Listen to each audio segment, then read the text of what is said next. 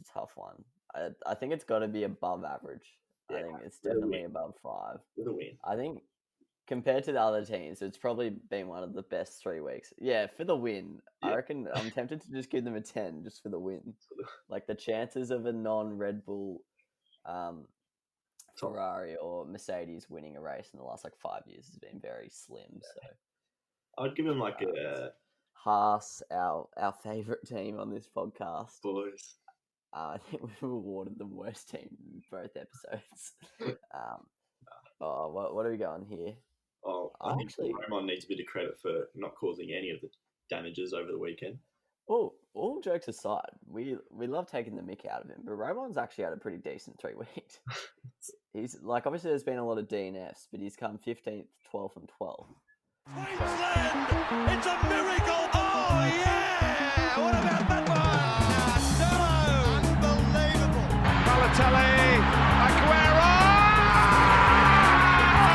Crowd cheers. Here's Siddle. Oh, the ball is close! He's given him! He's given him! Peter Siddle's got a hat-trick on his birthday! Welcome back to the On the Ball podcast. This is episode 65, I believe. We're filming it a little bit in advance, but before we get into it, let's introduce our guest. We've got Peanut back for another F1 chat. How are we, mate? Yeah, I'm good quality. Thanks, mate. Keen to be here, but always excited for this. Yeah, how'd you find the last week of racing? It's been pretty chaotic the last couple of weeks, but for a spectator, it's bloody grouse, I reckon. Yeah, no, it's been good. The last two have been chaos, so that's been interesting for a bit of a change. But I've loved it. Before we get into it though, for the F1, I feel like we should mention, not that we were friends with him or anything, but the bloke who went to our school won the F3 championship. Yeah, big man. How random is that? That's so. When you told me that, I was like, "What?" Yeah, Oscar. Piastri. Yeah, I remember they like said at a year 8 assembly or something that he went to the go-karting world championships, but didn't know he was bloody on the verge of the F1s. Nah, he's flying, mate. That's elite. Hopefully you'll see him in the big time. He must have dominated though, because he got 7th on the week or something in school. I was looking at his results. I think it was on his Twitter or something. I don't really know what went on. He didn't really have that many top finishes, so I don't know if it's just really inconsistent and everyone's all over the place every week, but it's not like he was podium every race. So there have been a few points, I think, the first 3 or something. So okay, pretty crazy. Yeah. Anyway, so let's get into it. We're just going to be doing the same format. We love the format, so don't fix what's not broken. So we'll just go team by team, and then we'll do some awards at the end. So first of all, we always have to start with the mythical teams because we do it in alphabetical order. But Alfa Romeo, standard mythical couple of races for them. Not really much to note. Kimi's done all right, but Giovinazzi is struggling to keep the car on the track. No good. So he had 2 DNFs, and then the one he did start, he came last. So pretty average 3 weeks for Giovinazzi, but Raikkonen's done all right. On the weekend, he got a couple points for the boys, but that is obviously because 7 blokes DNF'd. But he still did a good effort to secure some points. He would have done better if he didn't cop that time penalty too. Yeah, but he finished ahead of Vettel. He's actually been in a bit of a contest with Vettel over the last 6 weeks, which is a bit strange to say because Alfa Romeo is meant to be the Div 2 Ferrari car, but that two of the 3 races he out finished Vettel. In Spa, he came 12th and Vettel came 13th. And then on the weekend, he was 1 spot ahead of him again. So that's a bit embarrassing for Ferrari. But yeah, in terms of a rating out of 10, what are you thinking, mate? What did we say was average last time for our scores? 5. We don't go 7. We go 5 because it's half of 10. I'm thinking maybe a 4. I think Yeah, There's been some pretty other. I mean, it's got to be below, doesn't it? yeah, when you got two DNFs from them and coming last and shit, it's just. I think 3 or 4. Yeah, I don't have my eye on them too often, to be honest. I know. I think Gio caused the crash with Russell in Spa. Just lost some traction on the curve, I think, or hit the gravel. But yeah, no, nothing impressive from them so far. yeah. Yeah, I'll go 4. I was going to say lower, but Raikkonen's Monza and Spa results actually weren't too bad. He was 13th out of the 16 finishes at Monza and 12th out of the 17 finishes at Spa. So, and he got a point on the weekend. So I think that kind of boosted a little bit. But yeah, Giovinazzi's would probably be a solid 0 out of 10 because you actually can't get physically worse than what you whipped up. We're not just having no starts. But yeah, Kimi's qualifying quite well as too. He's showing he still got out Monza. He qualified 14th and on the weekend 13th. So he's doing pretty well. But yeah, definitely outshining his teammate. But we'll go 4 there, I reckon. For sure. Next up, I say they're myths, but this 3 weeks they're not really been that mythical. They big boys. Yeah, they got a win with Gasly at Monza. That is AlphaTauri we're talking about. Yeah. What do you think of their 3 weeks? Well, I mean, the win was something else. Yeah. I mean, everything had to go their way really to get that win. Another lap, and Carlos had him, so it was almost script perfect for them to win. But they've been pretty impressive, I thought. Apart from Gasly's qualifying over the weekend, just gone. That was pretty abysmal. But victory hangover maybe. But for the 3 weeks as a team, they've gone pretty quick, I reckon. Yeah. Yeah, I think they've done pretty well. They had 4 points finishes. Obviously, that win was a lot of points. Probably more than all their other points finishes combined. So, yeah, they've done pretty well. In terms of a rating, it's a tough one. I think it's got to be above average. Yeah, I think it's definitely above 5. With a win. I think compared to the other teams, it's probably been one of the best 3 weeks. Yeah, for the win. Yeah. I reckon I'm tempted to just give them a 10 just for the win. Like the chances of a non-Red Bull Ferrari or Mercedes winning a race in the last 5 years has been very slim. So I'd give them a 9, an 8 or a 9. Yeah. Maybe. I reckon we go 9. 9. Surely. Yeah. 10's too much. I think 8's a bit stiff. Yeah. Yeah, I reckon 9. For their set on that. Got to be respected. Yeah, maybe a little bit more. Well, Kvyat did come 7th on the weekend, but you've got to take everything with a grain of salt from the weekend because that's 7th out of 12th. That's not anything amazing. What did he quali on the weekend? Yeah. 12th. Oh, so it wasn't too bad. Yeah, so usually a little faster. Yeah. But no, first track. They always out race where they qualify, which is a good sign and probably shows that they're both good drivers. They also don't get too many DNFs, which is something. Yeah, they're both lucky. Some of the other teams wish they could say. Yeah. But yeah, where are they coming down the team standings? They must have taken a jump. Oh no, they're still 7th, but they're only 13 points behind Ferrari. But yeah, they've definitely distanced themselves from Alfa Romeo. Yeah, keeping that Ferrari up there.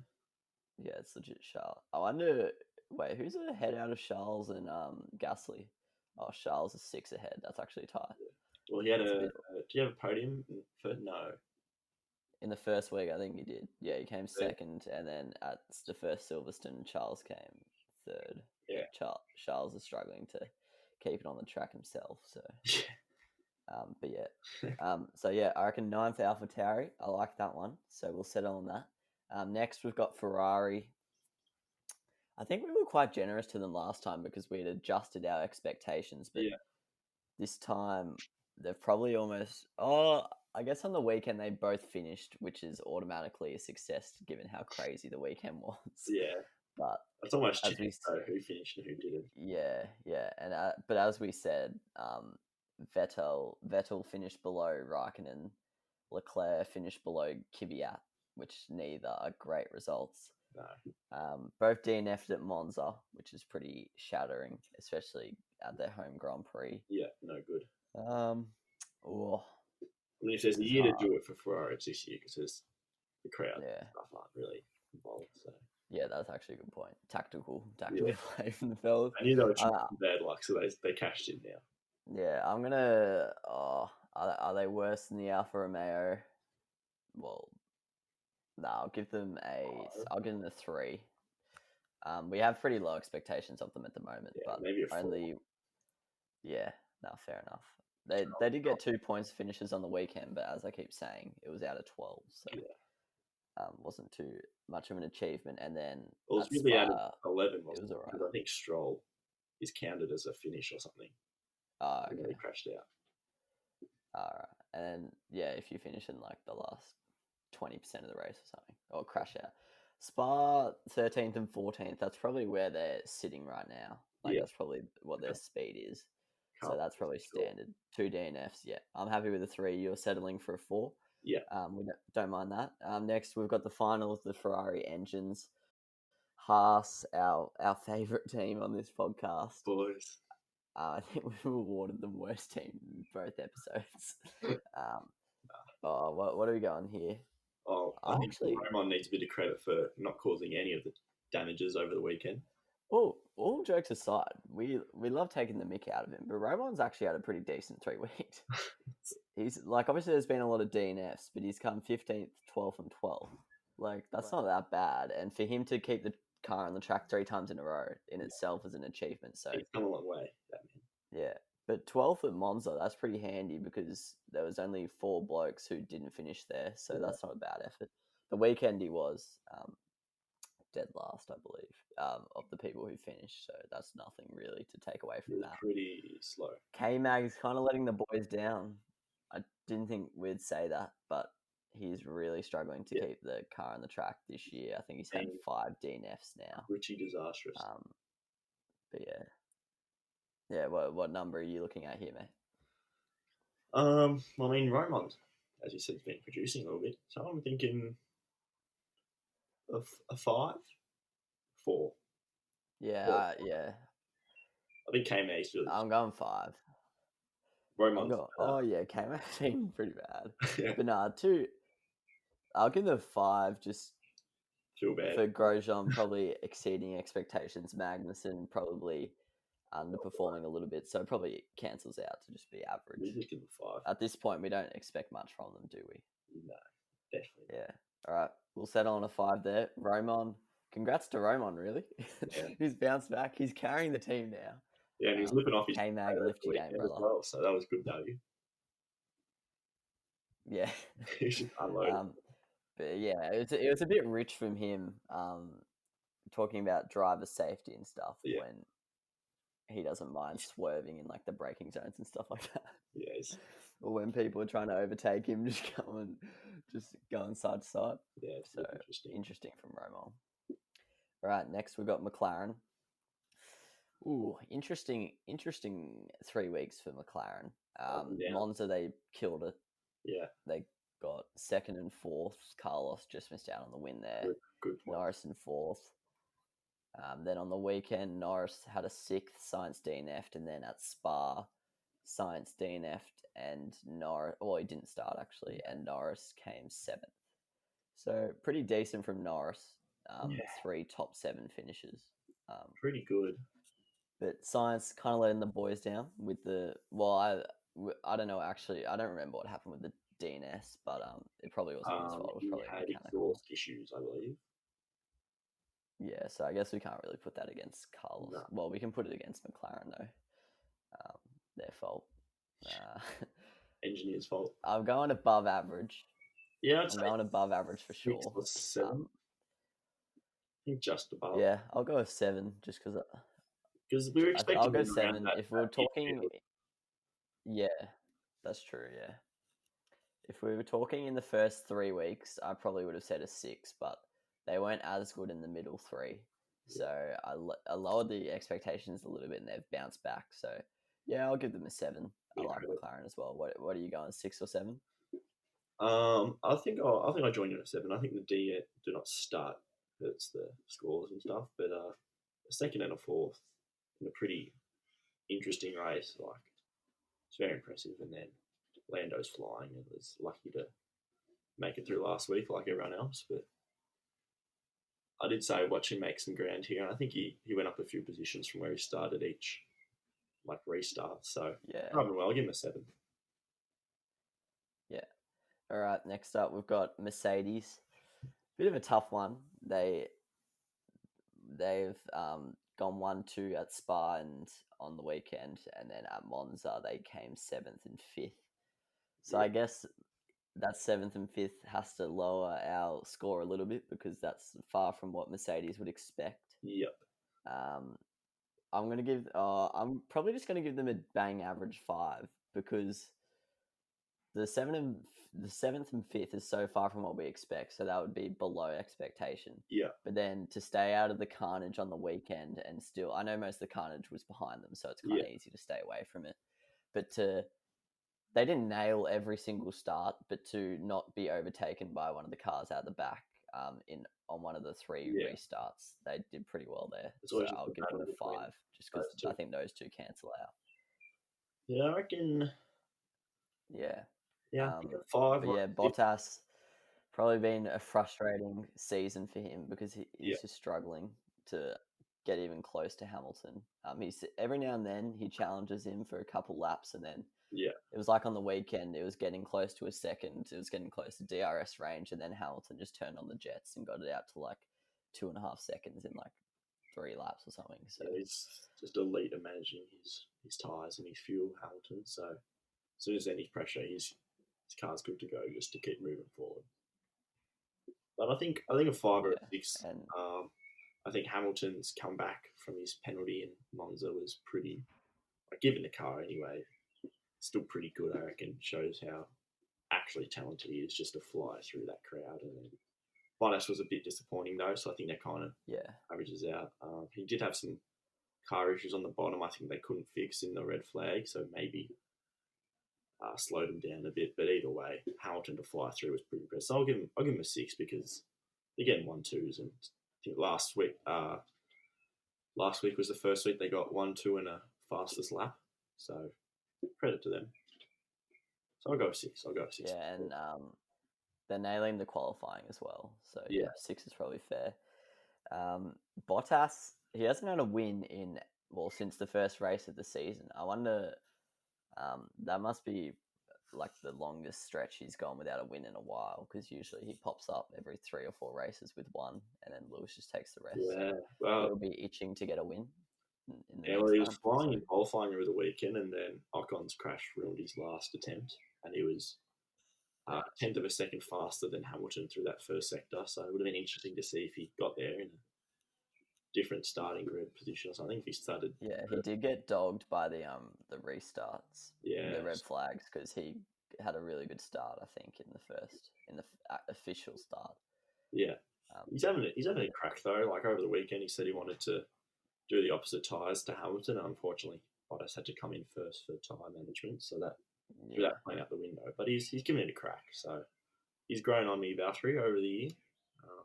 Thought he was just a pretty grumpy bloke, to be honest. But, I feel bad for him in his like post race interviews, because it's always just like, what happened out there? And he's always just like, just a bit disappointing.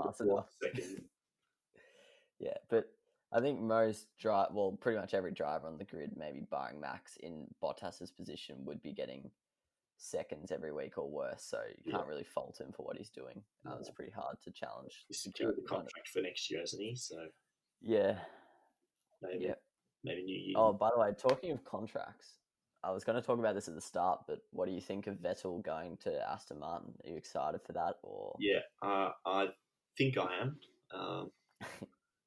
Hopefully he gets some speed behind him, because at the end of the day we want some good fast racing and a bit of more equal playing field. So hopefully Aston Martin can produce a good car, and he's 4-time world champion, so he's pretty quick.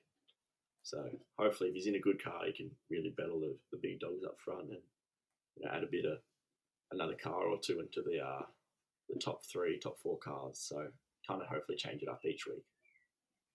Yeah, it'll be exciting next year, I reckon, because you got Alonso coming back, and then hopefully Vettel's in a faster car. So you've got some of the bigger names back in the sport, Yeah. and then mix in the youngsters, and it's going to be pretty exciting. It'll be interesting to see how Aston Martin go about it, because obviously this year it's been well documented, but they basically just copied Mercedes' car from last year, which has worked well for them. They're doing really well. Where do they sit on they sit fourth on the team standings. They're doing pretty well. Yeah. But the problem with that tactic, it like limits your success, because obviously if Mercedes have developed their car into a better car from what it was last year, you've kind of putting a ceiling over your head by copying their last year. So it'll be interesting to see what their tactic is going into next year, and if they can innovate their own stuff or they're just going to settle to be a mid-pack team. But yeah, I'm interested to see how they go. But Racing Point is our next team we've got to talk about.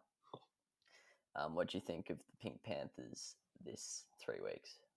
Well, I mean, Stroll's podium at Monza, big, good to see. Yeah.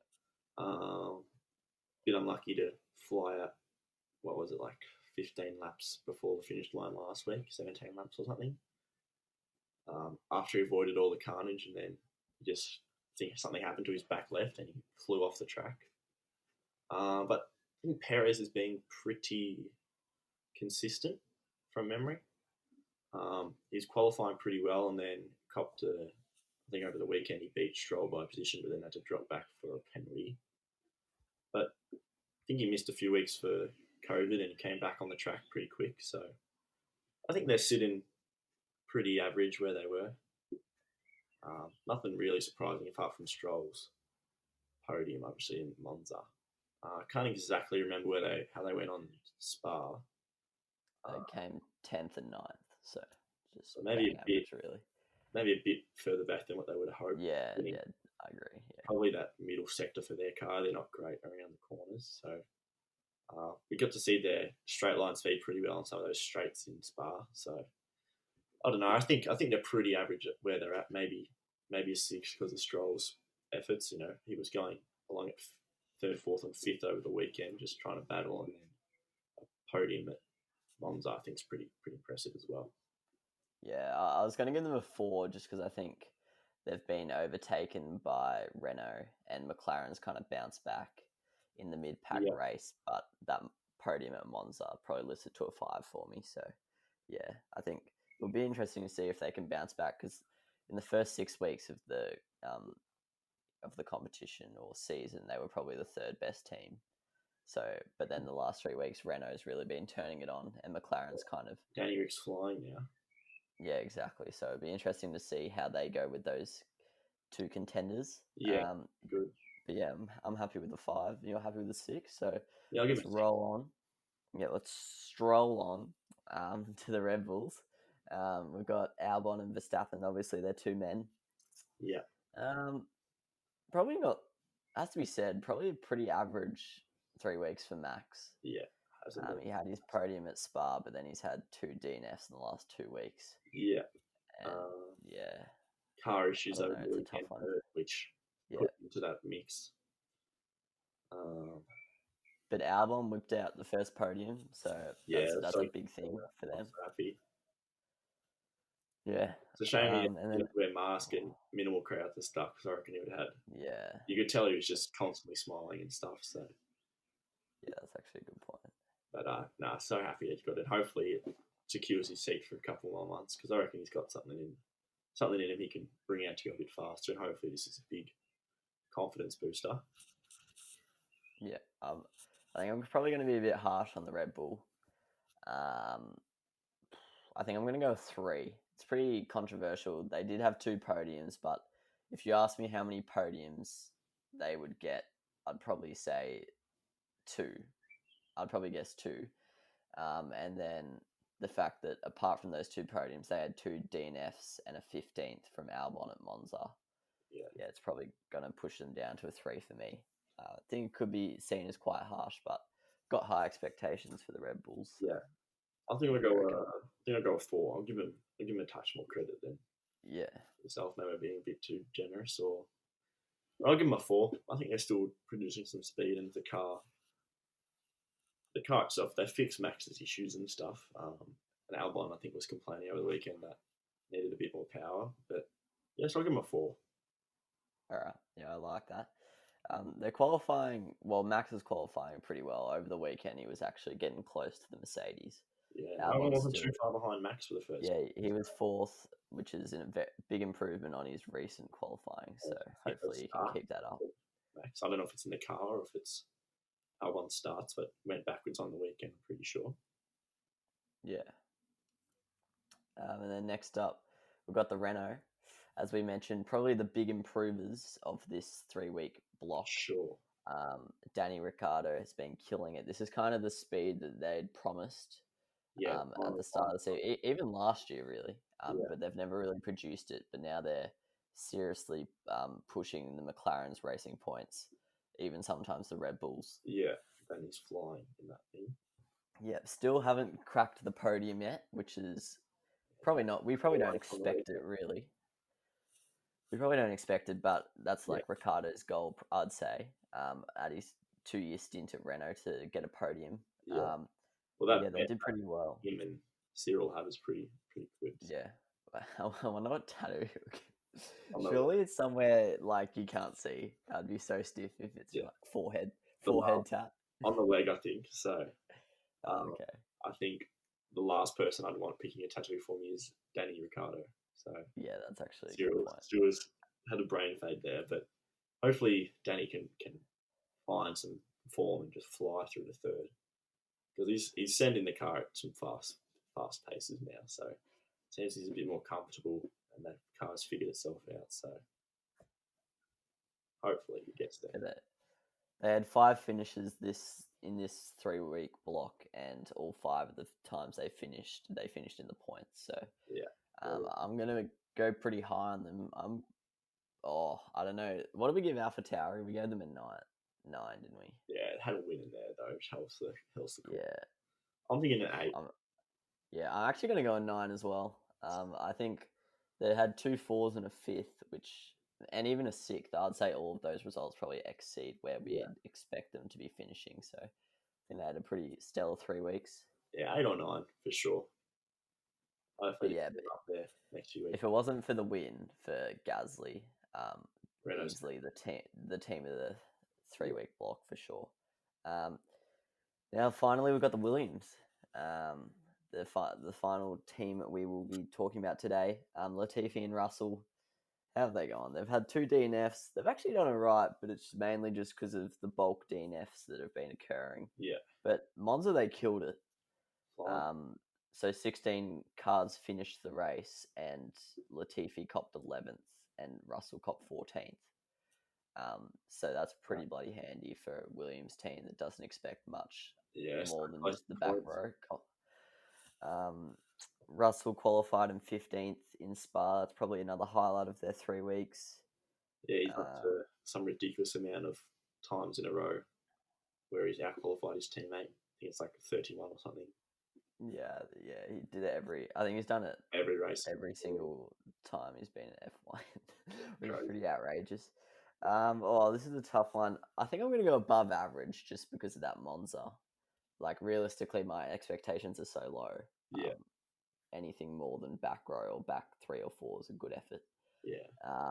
But yeah, I'll just go above average. I'll go 6. Yeah, I could probably get a 7 for an 11th. That's pretty handy. Yeah. I think George on the weekend just had a bad last start. I think he was 7th or 8th and went backwards before the first turn. So I think if he had held that, definitely looking at more the 8-9 range if he managed to score his first points. So a bit disappointing for him, I think. And you could hear on the team radio it was pretty cut that he didn't get points in the end. But they're giving it a good crack as well, Williams. They're finding something in the car. And, see how the new boss takes over the team now that Claire's gone. Yeah, Claire and Frank have departed the sport, but their name's going to remain in it. Actually, no, I'm bumping it up to a 7. 11th and 14th. Like, it's pretty unheard of for the Williams of late, so I'll go a 7. You think about it, similar positions what Ferrari and stuff are getting. So that's pretty handy. Are you locking in 7 or? Yeah, I think I'll jump to a 7 for you. back them in. All right. And now moving on to our awards. So that's our team analysis done. Moving on to our awards. Driver of, I'm just going to say the month because this 3-week block thing's annoying me. So driver of the month, who are you backing in? Oh, it's tough. Yeah, this is actually hard. I think Danny Rick's up there for sure. He's a shout. 2 fourths and a 6th. I don't really know who else is going to knock him off that pedestal. Norris has been pretty good. Yeah, I was going to say what's Norris. A 4th, 6th, and a 7th, and then I guess Gasly's automatically up there. But then qualifying, then the average, I don't know if you can have the best with some inconsistency. Yeah, I'm probably not going to go Gasly, to be honest, because even though that's stiff. Yeah, I'm going to lock in Ricciardo, closely followed by Norris. The big Aussie. But yeah, they've probably been the 2 standouts, haven't they? Yeah, for sure. No one else really coming close in that award. But yeah, Ricciardo is really starting to find form, and that car looks to be pumping out some pace, which is good to see. Hopefully he can maybe crack the podium drought. Hopefully just one at least. Yeah. I think Stroll could have been a shout if he didn't have a 9th in Spa. That was a bit better, but definitely like to be the Ricciardo and Norris show. Yeah. All right. Worst driver. It's always a harsh award, but we love to award it. I think Giovinazzi. Has got to get it for me. There's probably someone else who's K-Mag, doesn't it? Really? Yeah. Well, yeah. You got to keep your car on the track. I guess Sainz, you could make an argument for him. He had a 2nd, but you could say it was pretty disappointing that he couldn't get around Gasly. But that's pretty hard to say he's worse than Giovinazzi. Yeah, Corners and Dirty or K-Mag. Sainz. Yeah. Well, I'm almost leaning towards K-Mag. I think it could be a tied worst driver. Gio's been pretty stinky too. So Max, I guess having if you have 2 DNFs or did not start, you're automatically in the mix here. It's pretty stiff, but out of the people who finished every race though, Perez is probably another guy who's not had the greatest comeback after his COVID scare. 2 tenths and he did well on the weekend to get 5th and stay out of the carnage, but 5th out of 12 drivers, and then 2 tenths. That's probably a lot worse than, he's getting outdone by Stroll, which not many would have predicted before the season. I don't think. No. I'm happy with our shouts there. Hopefully, Perez still finds a seat next year. Yeah, I like Perez. Sorry, he seems like a good bloke. But yeah, no, I'll go Giovinazzi or K-Mag, either one. They basically had the exact same 3 weeks, 2 DNFs and a last, so not ideal from them. Who was worse in qualifying? K-Mag had 2 lasts in qualifying. Giovinazzi had 2 18ths. I'll go K-Mag just because it kind of keeps the Haas meme rolling on. I think Grosjean's gone 2 from 2, and Magnussen's picking up the slack. Can we chuck in one for best driver? Yeah, I was actually going to say he probably deserved a mention just for exceeding expectations. I would mention, not even mention for driver of the month, but he's done. He's done. All right, and then team of the we basically said this in our ratings, didn't we? But team of the month, based on our ratings, who would have been Renault and AlphaTauri, followed by Renault, and then followed by Williams. I think it would have been. Maybe you just double check out Ocon's tracked along, but he had a 5th at Spa, an 8th at Monza, and then he DNF'd on the weekend, so not too bad. And he's been a bit further back, hasn't he? Who's that? Sorry. Yeah. Kvyat's had an 11th, a 9th, and a 7th. So yeah, I might say Renault for team of the month. Yeah, I agree with you there. Pushing the podium, which not many can say they do, and obviously Gasly's win was amazing, but as you said earlier, everything went their way. And if you knock that result down to an 8th, in the end they've had just a pretty average month. So I'll back in Renault as well. Very consistently good. Then worst team. Who did we rate? Who did we rate low? I can't even remember. Red Bull. I think Red Bull. I think I had Red Bull my lowest. Ferrari is definitely up there. Oh yeah, true that for the conversation. Yeah, I think I had Racing Point below average as well, potentially. Or I might have had them just average. I'll lock in Red Bull, though. Could be a bit controversial, but Oh, that's um, stiff. two podiums would be exactly what I'd expect. Well, Ferrari's just the worst team for everything, but like we've got to accept that they're rubbish now. But I'll go Red Bull just because expectations versus performance, pretty large discrepancy there for me. Yeah, I think Um, Alpha Romeo's been pretty average. yeah, He's not really sure what else. Williams can't be. I think Williams have done well. yeah. The Racing Point, I guess you could make an argument there. They've had 2 tenths, a ninth, and a DNF. That's a bit of a fallback from where they've been so far, but a podium and a fifth, I think, kind of saves keeps them their out. cause. Haas, like as much as we joke Roman, about them, they haven't been that bad. So they're ruled out. station. McLaren's ruled out. They've done pretty decent. Yeah, I guess Alfa Romeo, Ferrari, and Red Bull are probably the bottom three. Yeah. Take your pick out of them, I guess, all being pretty average. But yeah, look at actually, I'll go through my votes. I always forget to do this. I'm not going to say race by race, but we'll just go top 5 for each category. So in the drivers, I've got Gasly on 16 votes, tied with Hamilton on 16. Norris on 13, Leclerc on 11. He hasn't polled in like 4 weeks, but he's still up there somehow. Yeah. And then Max and Danny tied on 10th. They've kind of gone opposite. Yeah, Max was high early, and then Danny Rick's steaming home.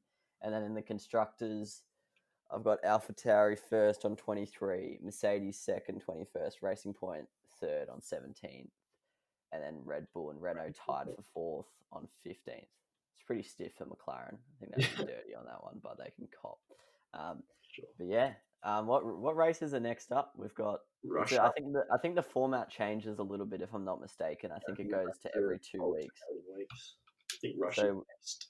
Yeah, Russia's next on the 27th of September. So this comes out on the Saturday. So this will be the Russian GP will be next weekend when you're listening to this. And we've got 2 weeks. Then we've got the Eiffel Grand Prix, or not sure why it's not called just the German Grand Prix, but anyway. And then another 2 weeks to the Portuguese Grand Prix. So it's a little bit more spaced out. So might have to wait a little bit longer for the next F1 episode. Potty. Because we won't just be doing it every 3 weeks, because then we'll only have one race to talk about. Yeah. So yeah, there'll probably be one in early November and then one mid-December around your birthday, mate. So to wrap up the season. So look forward to them. Thanks sure. Before we go, I don't know how many people are listening now, but Peanut's doing a pretty incredible cause at the moment. He's thanks, mate. running every day for 14 days, and it's for Beyond Blue. One of his best mates has had a lot of mental health battles, so Peanut's doing some great work there. I'll leave the link to his donation page in the YouTube description. I'll see what I can do on the audio platforms. Right. Not sure if they cop links, but that's all right, mate. Anything's appreciated. Yeah. Thank you. Yeah, even if it's just a little bit of awareness, it goes a long way. So well done. You're doing great work there. But thanks for joining me today, Nut. Absolute pleasure. Always look forward to it. Finished in time to not disrupt your sister's sack, which is always ideal. Yeah, rolled nicely. We didn't run through it though, I don't think. No. We got through it well, I reckon. But yeah, it's been a great 3 weeks of driving and an equally great review episode, I reckon. So thanks for listening, and I'll catch you next time.